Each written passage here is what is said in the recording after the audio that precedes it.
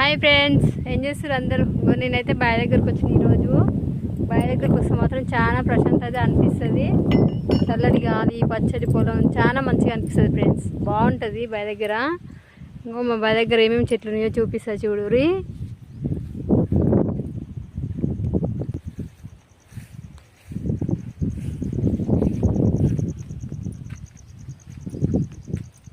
ఇదైతే మల్లె చెట్టు ఫ్రెండ్స్.